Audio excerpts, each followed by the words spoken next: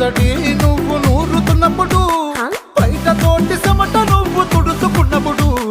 దండాన నీ సొక్క ఆరేస్తున్నప్పుడు,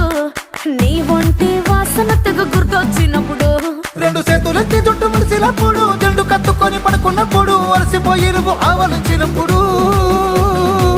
వచ్చుండై ఫీలింగ్స్ వచ్చి వచ్చి చంపేస్తు